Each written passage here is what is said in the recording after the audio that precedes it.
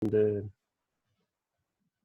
Flatiron Institute and the Center for Computational Quantum Physics in New York. And I'm not alone. There are the usual suspects. I've been working with Philip Werner and Martin Eckstein, who gave a very nice presentation of, fortunately, different topics this morning. There are also a lot of younger people behind this, in particular Dennis Goles, who is also now at CCQ in New York, and Nikolai, Michael, and Yuta Murakami, who have all contributed to the NESSI package that I'll mention briefly later. So the basic question is clear. I'm going to tune it slightly different from what Martin did this morning. And the question is, what happens if we excite transiently a Mott insulator with a laser? And I realize now that my laser here is slightly too small to be of interest for the network here. We want to replace that small device with an X-FEL laser. But I'm going to cover, from a theoretical point of view, how we think about this. So if we have a Mott insulator, we generally have a system with an equilibrium spectral function that has a gap and some kind of lower and upper Hubbard band, where the lower Hubbard band is in equilibrium completely filled. So the question is, what happens when we excite this with a transient field or pulse? So as Martin discussed this morning, sorry, we should take the experiment first. So just to show you that this is just not theoretical results, we actually have a very nice example of photodoping in a Mott insulator in the thallium disulfide system. This is a rather complicated beast of a material. It's a layered charge density wave material, but for the present discussion, it suffices to just say that the low energy effective model is actually a one-band Hubbard model, and it's in a paramagnetic Mott insulating state. So here I'm showing you some very nice experimental data on photoemission spectroscopy for different time delays before and after the arrival of an IR pump. And what you see is, of course, the occupied density of states here. So we see the occupied lower Hubbard band, and lo and behold, transiently a small blip emerging in the upper Hubbard band. And this is sort of the one iconic experiment that relates to all the basic mechanisms that I'm going to discuss in terms of theory today. So I'm going to try to do this theoretically, not experimentally, and I'm going to resort to use the real-time version of dynamical mean field theory, which, as Martin pointed out, is very equivalent to the equilibrium version, with the small caveat that you have to put your system on a real-time contour, which is a beast that has two real-time components. And if you want to describe an initial equilibrium thermal state, you need an imaginary branch on it as well. So if you do the standard cavity construction and a one-loop expansion in the coordination number, you arrive at the DMFT effective action, where the local Hamiltonian of your system is preserved, while the effect of the lattice fluctuations is described in terms of a dynamically and self-consistently determined mean field, which is the hybridization function delta. And this actually this amounts to map your lattice system onto an impurity, a non-equilibrium impurity problem where you have a bath that is self-consistently determined. And in a few years, when the inchworm is up and running, we're going to be able to solve this impurity problem exactly. However, in the meantime, I'm going to resort to study this in an expansion in terms of the hybridization function. And we've seen that earlier today already. That's called the non or one crossing approximation for the first and second order version of this. And in a very short summary, what you have to do is to take your local Hilbert space and you rewrite those many-body states in terms of pseudo particles. If you do this type of transform, you can get a diagrammatic theory in terms of the propagators of your local many-body states, where the hybridization function turns into a retarded effective interaction. And in this language, you can construct conserving approximations using Luttinger-Ward functional theory. And that is very important if you want to do real-time calculations. So you actually conserve particle and energy, total particle number and energies. So if you take variations of this functional and compute the pseudo-particle self-energy and single particle Green's function, you can do self-consistently solutions in real time of the impurity problems in DMFT. So this might seem simple, but as Martin alluded to, there is actually a range of just numerical challenges in doing simply diagrammatics in real time. And to help with this, we are about to publish a long paper describing the numerics behind this. And it's, we call our package NESSI, the non-equilibrium system simulation package. And what the big workhorse in that package is a library that can do high order solutions of convolutions and Dyson equations on this real-time contour. And I should mention that I've been heavily involved in developing the pseudo-particle strong coupling side of this, which unfortunately is not part of the first release of this package. And yes, we have some details on that. So if you are a theoretician working in equilibrium, just want to heads up warning that if you want to go to real time, it's not a simple thing to actually compute convolutions and solving the Dyson equation, which turns out to be just an integral differential equation in 2 times. And that's something you can do if you just use our C++ library. So enough commercials. Let's get down to physics. So what happens if we take this machinery and we apply it to our favorite toy model, the single band Hubbard model, where we just have an on-site density-density interaction. So this is old works from Eckstein and Werner, where they have a half-filled Mott insulating state and apply an electric field for some period of time and look at the time evolution of the system. So what's happening as we pump the system is actually that this half-filled Mott insulator, it's excited in terms of particle hole excitations. That means that an additional surplus of doublons and holons are generated. And as you can see, after some period of time, the system seemed to be relaxed. However, what you actually end up in is a metastable state that if you wait enough long time and you look at the long time evolution of these doublons, you'll see that you have a relaxation and recombination across the Mott gap. However, this relaxation time is hampered by, depends exponentially on the local Coulomb interaction, or if you want to think in terms of a spectral function view, it depends exponentially on the width of the Mott gap. So in the paramagnetic state, one way you can get relaxation is to go to the low U limit, but that's basically leaving the Mott insulating regime. So if you go there, but you stay in a Mott insulator, but make the Mott gap substantially smaller. So here we have a zoomed in version of the upper and lower Hubbard band. If we make the Mott gap smaller than the actual bandwidth of the system, you have a second effect that appears.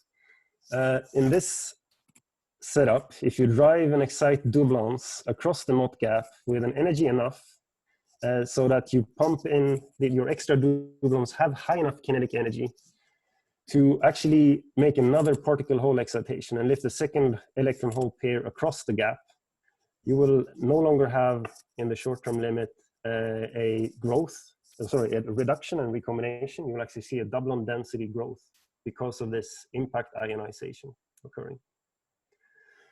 So that's one additional relaxation for the single band Hubbard model.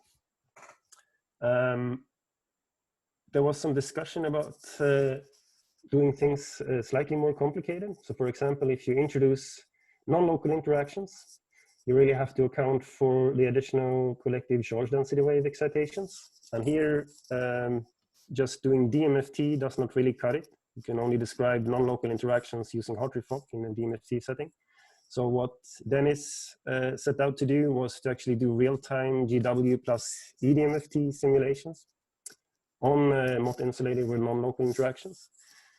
Due to these collective charge density wave excitations, then the extra physics that you get in equilibrium is a plasmon peak in the spectral function, and in the local screen interaction, you get a plasmon resonance. And this turns out to drastically change the non-equilibrium evolution of this system. So if we pump this and look at the evolution again of the double occupancy, and here I'm also showing the kinetic energy, we see a completely different dynamics. We actually see at large non-local interaction a doublon decrease as a function of time, while the kinetic energy starts growing, which is the opposite effect than we had in the impact ionization case. It turns out that what's actually happening in the system, to make a long story in this paper very short, is that the doublons that are populating the upper Hubbard band actually go into a sustained population inversion by the coupling to the non-local charge fluctuations. And this actually leads also in this screening to anti-screening at low frequencies, which we think could be observed both in EELS and time-resolved optical conductivity. So that's non-local interaction effects in the single band model. Another thing that you do have to consider if you leave the limit of infinite dimensions and go down to 2, for example. So if you look at the Hubbard model on a 2D square lattice, then you do have to consider the effects of non-local spin fluctuations. And this was done in early works by Eckstein and Werner, where they did cluster DMFT using NCA. We've also looked at this in the U infinity limit in terms of the TJ model using extended DMFT. And the short conclusion on both is that yes, spin fluctuations are very important and they open up another pathway for relaxations after photodoping. And the extra relaxation time that you get scales just with the spin fluctuations in the system. So that's a third channel for relaxation in the single band model. However, I am interested in pushing this towards more realistic models. So I would like to tell you a little bit about the work we've done going beyond the single band description and looking at multi-orbital effects. And the smallest step you can do is going from 1 orbital to 2 orbitals. And as we've already heard in this morning, if you go from 1 to 2, you have a more complicated local interaction due to the coulombs, which now contains not only the density type interaction from the single band, but contains 2 additional terms which introduce a new energy scale, namely the Hund's coupling J. And this actually has profound effects on the relaxation of also the Mott insulating states. So if we just look at the effect of Hund's J on the atomic physics and consider the half-filled 2-band model, that means 2 electrons in 2 orbitals, we see that the doublon multiplets actually split into 2 different sectors, and the ground state is, as alluded to with the name Hund's coupling, actually ruled by the Hund's rule J, namely that the atomic ground state should have maximally total spin. So the ground state is actually the high spin configuration, while you have 2 other low spin doublon configuration that are split off from this by a factor of J and 3J respectively. So the question on the table that I'm going to try to answer today is, what's the effect of this additional multiplet structure on the non-equilibrium dynamics? So to explain that, I'm going to first have to make a recap on the equilibrium spectral function on this system. So if we take this and we drive it into the Deep Mott half-filled system, you have the very similar structure as the single band model you see in lower and upper Hubbard band. However, the system is very different because the local Hilbert space is much larger. So if you make a zoom in to the very low spectral weight region here, you can actually see additional structure already in the equilibrium spectrum. So to understand this, you have to return to atomic physics and remind ourselves of what the spectral function actually shows. So at positive frequencies, we see particle addition transitions, while at negative frequencies, we're seeing particle removal transitions. So that enables us to understand at least part of the lower Hubbard band as a transition from doublon states down to singlons, while the upper Hubbard band are transitions from doublon states up to triplons. So since you have a larger Hilbert space and a finite temperature, there is a small but present occupation of both triplons and signons. And this enables you to actually have small, weak, thermally activated resonances in the equilibrium spectra of triplon to quadruplon excitations and signon to holon excitations. And while I definitely do not think that this is important for the equilibrium physics, it's going to turn out to actually be relevant once we drive this system out of equilibrium.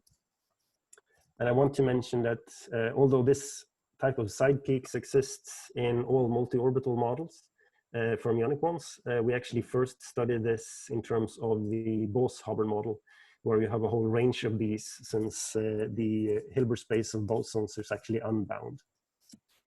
Okay, so let's take the system and let's excite it with an excitation enough to create particle-hole excitations across the Mott gap, and look at the time evolution of the system. And let's do this in terms of trying to go close to experiments, and let's look at the time-resolved differential photoemission spectrum. And here I'm showing you a case where we have rather low Hund's coupling, and we start in a state where the lower Hubbard band is almost completely filled and the upper Hubbard band completely empty. And what you see here is the change in occupation as a function of time after we're photodoping the system with a poor man's version of electrical field, namely hopping modulation. So at very short times, we see there is an immediate creation of additional spectral weight in a wide range in the upper Hubbard band. At the same time, there is a depletion in the lower Hubbard band. However, compared to the wide gap single band model, this distribution actually relaxes rather fast to a quasi-thermal state within the upper Hubbard band. So we have a spectral weight moving from a wide range down to the lower edge of the upper Hubbard band. And the time scale of this relaxation actually agrees very well with the additional energy scale that we put into this multi-orbital system, namely the inverse of the Hund's coupling. And that's for the upper Hubbard band. There's actually another spectral feature appearing in the system as we do this excitation, and that's actually something well below the Fermi level. As I mentioned in the equilibrium case, now, if you have an occupation of signons and triplons, you will see additional side bands in your Mott insulator. And that's exactly what we're doing when we photodope the system. Photodoping is creating an excess of additional triplons and signons in the system. The mere presence of the signons will enable you, when you look at the spectral function, which now at negative frequencies is particle removal, you will see additional transitions from signons to holons. These are split off from the lower Hubbard band by a scale of U. However, they are now in a range where they actually would be able to detect them experimentally. So suddenly something that was only thermally activated in equilibrium now becomes relevant as we go out of equilibrium. And finally, to strengthen my claim that this relaxation rate is really driven by the Hund's J, let's crank up the Hund's interaction to a more reasonable scale. And we're going to see that this relaxation turns from fast to ultra fast. And that's agreeing very well with that the only energy scale that we change in this system is now increasing the Hund's J. With the larger Hund's J as well, we get more of the atomic physics, similar to what Martin was showing us in the singly occupied Mott insulator before. And that can be seen in terms of the additional structure in the occupied triplon density in the spectral function. And what we're seeing here that the different states are split by the Hund's J. And we understand why, because this spectral weight is actually particle removal, since it's the lesser Green's functions, the occupied density of states. So it's actually triplon excitations down to the 3 different doublon states that we have in the systems that are split by J and 3J respectively. And as well, we see the now even more sharper additional side peaks appearing. So to summarize this in a single picture, if we look at the dynamics in the 2-band model, it's not limited by the Mott gap, even if we're in the large gap limit. The generated signon-triplon carriers that you do by photodoping can actually be effectively scattered with the background high-spin doublons, emitting additional low-spin doublon excitations, and very efficiently relax to a pre-thermal state in the upper Hubbard band by the emission of these excitations. So this is one fundamental additional effect you get by moving from the single band to the two-band model. We've also looked at other things that I'm just going to mention. So one thing, and I like this picture very much, is the enhanced pairing susceptibility you get from photodoping. So why is that? If we compare equilibrium, chemically doping, and photodoping, there is a fundamental difference in these systems. So if you just start in equilibrium, now we're considering a two-band model still. So this is a single site. Our ground state is a bunch of unordered high-spin doublon states. In this regime, if you have a doublon state, the fluctuation of this is actually hampered by the Mott gap or by the local Coulomb interaction. If you try to chemically dope your system, this remains true. What you're doing is you're only adding additional charge carriers, which creates an additional density of triplons in your system. However, these triplons are still blocked by the Coulomb interaction to fluctuate. Now, if we go to photodoping, photodoping is like chemically doping, but completely different. So what you're doing is not doping additional carriers in the system or additional holes. You're at the same time creating a density of both charge carriers and hole carriers. So we're creating both singly occupied states and triply occupied states. Now, in this setting, you can actually have fluctuations of spin triplets configurations that are not blocked by the Coulomb interaction. And this greatly enhances the pairing susceptibilities in these multi-orbital systems, which we talk about in great lengths in this paper. Other things we have done is looking at the effect of different types of orders, both composite orders and spin orbital orders. And I'm just going to flash you something here. We've looked at the intercalated C60 compounds, which has in one regime of phase space a composite order in the three-band effective model that describes these systems, where one orbital is metallic and the other two are insulating. And we show that you can actually do ultrafast switching between rotating this order parameter in the three orbital space by photodoping or by applying electrical fields. Another thing that we did together with Lee was looking at the spin orbital order in the cubic system for a two-band model.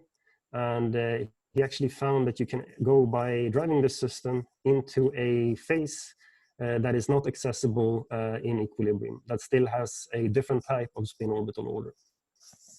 So those are some highlights of further developments. And with that, I would just like to summarize. I've given you a very biased bird's eye overview of Mott Insulator out of equilibrium from a real-time DMFT perspective. And we talked about effects in the single band Hubbard model, the slow exponential relaxation you get in the large U limit, the impact ionization effect that you get in the small U limit, and also the effects of both non-local interaction, where we have sustained population inversion, and also a little bit about the importance of long and short range spin correlations in low dimensions. Then going to the two-band model, I showed you the basic effects of ultrafast cooling by local spin excitations, and I mentioned the enhanced spin triplet fluctuations and the control of different types of orbital spin and composite orders. So with that, I would like to end, and thank you for your attention.